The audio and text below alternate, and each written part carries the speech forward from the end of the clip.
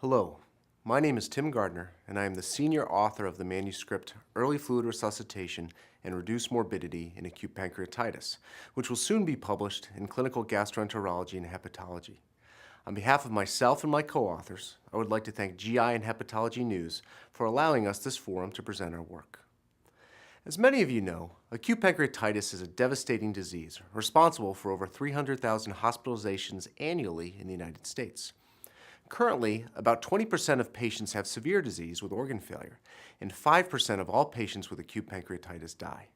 Despite its enormous disease burden, there is no effective pharmacologic treatment for acute pancreatitis.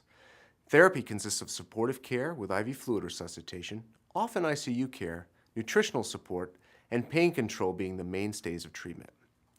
Despite its established use in the treatment of acute pancreatitis, several questions remain about IV fluids as a therapeutic agent in this disease. For example, what is the optimal type of IV fluid?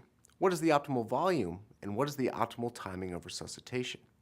In addition, despite its widespread use, little is really known about the impact of IV fluids on the morbidity of this disease.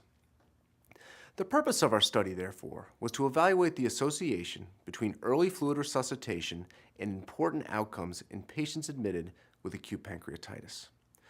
We performed a retrospective chart review of all patients admitted to Dartmouth-Hitchcock Medical Center, a tertiary academic care center in Lebanon, New Hampshire, from 1985 to 2009, with an admitting diagnosis of acute pancreatitis. No patients who had been transferred to our center were included. We then evaluated each patient's charts for important clinical outcomes and interventions such as death, length of hospital stay, the presence of the systemic inflammatory response syndrome, and whether or not patients developed organ failure. We then very meticulously recorded the amount of IV fluids given to each patient from the moment they came to the emergency room until 72 hours into their hospitalization. We then categorized the patients into two groups. Those who received greater than 1/3 of their initial 72-hour fluid volumes in the first 24 hours were termed the early resuscitation group. Those who received less than 1/3 of their initial 72-hour fluid volume in the first 24 hours were termed the late resuscitation group. These groups were then compared to see whether there was a difference in important clinical outcomes. What we found was that the two groups were very similar at baseline, with no significant differences. As expected, the patients in the late resuscitation group received more total IV fluid volume in the first 72 hours than did the early resuscitation group.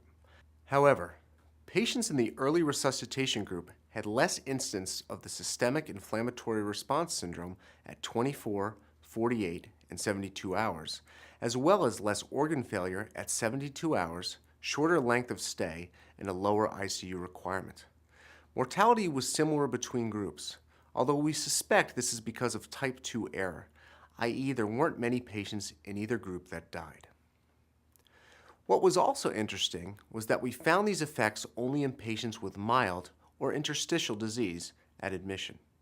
In patients with severe disease, early fluid resuscitation did not appear to make any meaningful difference in clinical outcome, suggesting that once the disease is severe, its course cannot be reversed by fluid resuscitation alone. This drives home the point that it is essential to hydrate early and aggressively in this disease. In conclusion, we found that early, aggressive IV fluid resuscitation was associated with lower rates of the systemic inflammatory response syndrome, organ failure, shorter hospitalization, and fewer ICU admissions. These findings were more pronounced in patients with interstitial disease compared to severe disease. Although these results are based on retrospective data, they suggest that early fluid resuscitation should be standard of care in this disease. However, definitive recommendations in regard to the type of fluid or amount of fluid cannot be made until prospective randomized study is performed. On behalf of my co-authors, I would like to thank the AGA and GI and Hepatology News for allowing us to present our data to you. Thank you for your attention.